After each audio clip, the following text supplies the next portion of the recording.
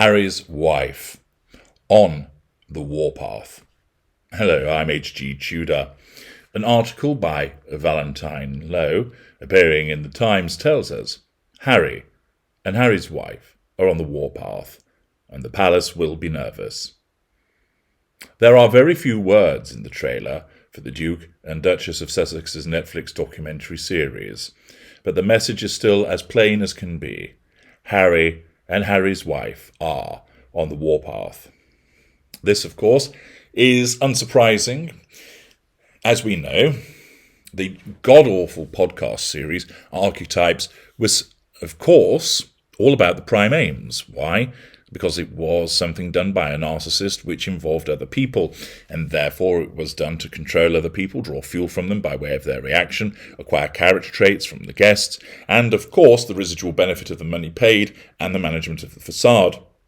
It also served the purpose, with regard to the provision of fuel and the assertion of control, as Harry's wife's personal vehicle to revisit every perceived slight that she has experienced for the purposes of then seeking revenge. It was transparent, obvious, and completely in line with a mid-range narcissist such as her. Passive-aggressive, cowardly, and, of course, something that, whilst she would not have consciously known that she was searching for that assertion of control, she will have seen it as an opportunity to get back at those that had called her such things, but has hidden it under the auspices of doing it in terms of supporting women who've been held back by these archetypes, when of course we all know she means stereotypes. The Netflix docu-series is another opportunity to engage in the same, but this time she's training her guns on the royal family. This will be another exercise in playing the victim and looking to settle scores against Camilla, against the Princess of Wales, against the King, against the late Queen, against the late Duke of Edinburgh. Indeed, anybody who didn't do what Harry's wife wanted. So it would include those courtiers, those members of staff, all the people that claimed that they were bullied by her. We can imagine there'll be plenty blaming Catherine again for making Harry's wife purportedly cry, when we all know that that's a load of nonsense.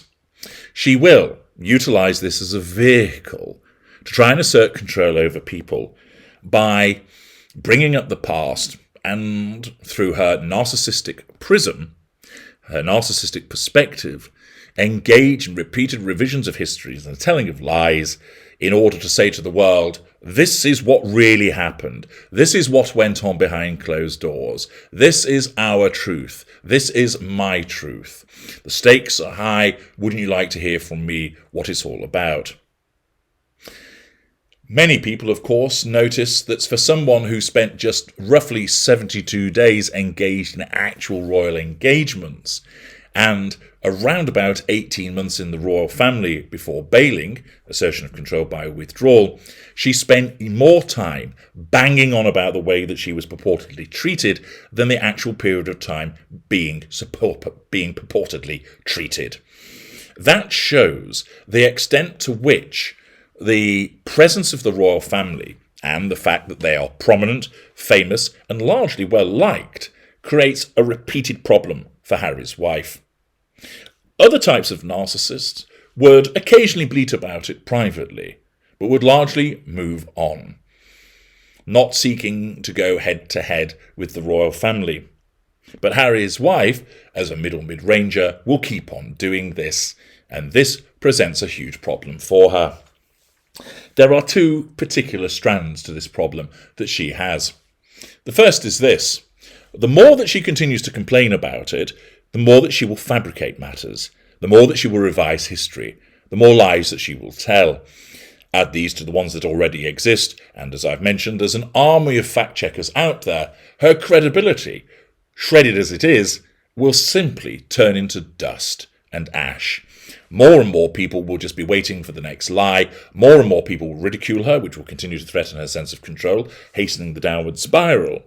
But the fact is, more and more people are just going to see that she keeps telling lies and revising history. The second problem that comes from all of this is quite simply Harry's wife fatigue. For God's sake, woman, stop banging on. Jesus, can't you let it go?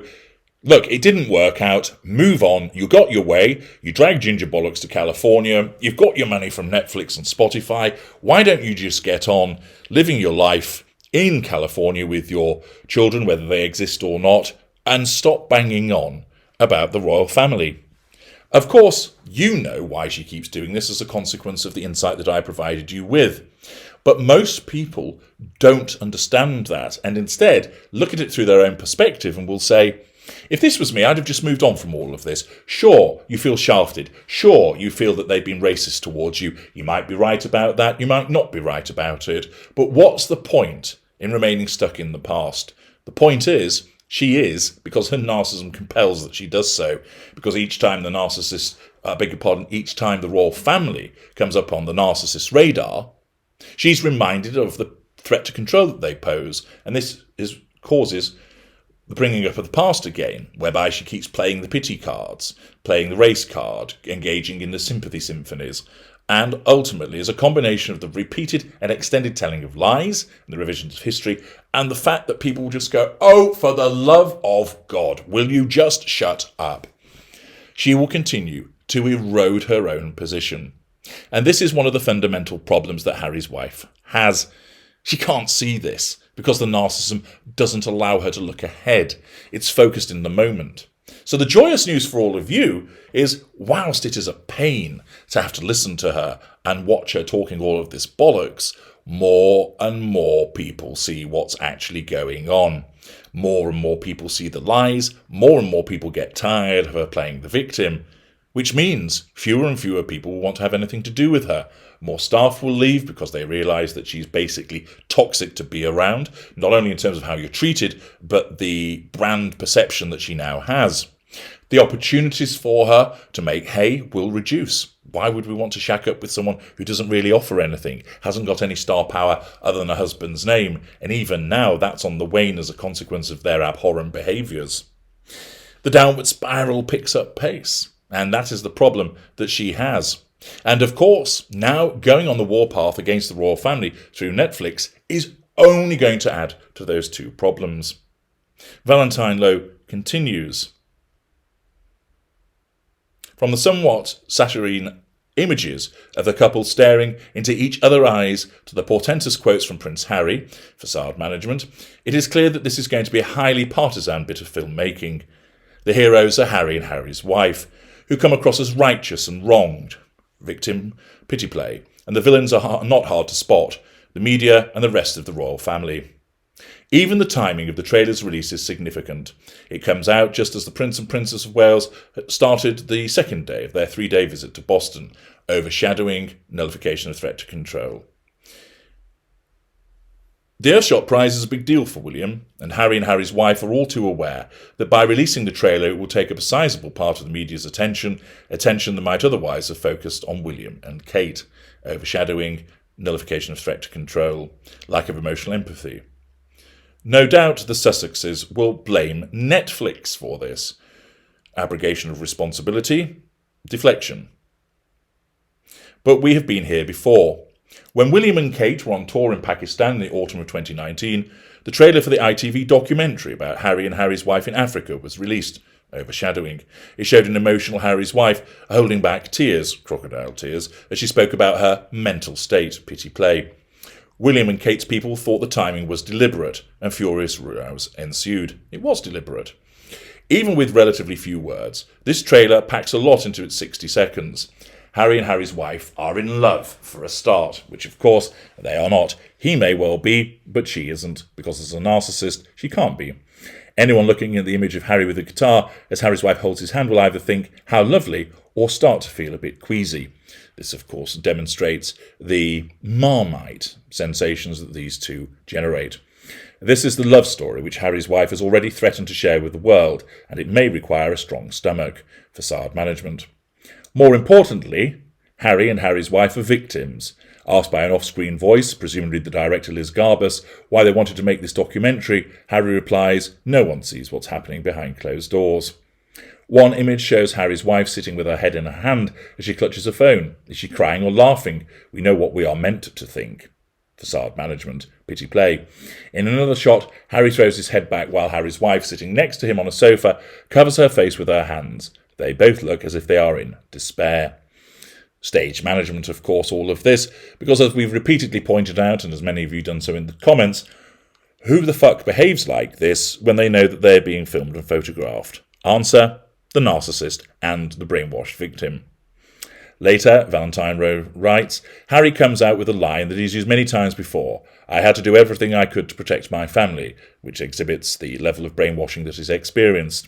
Yes, but from whom?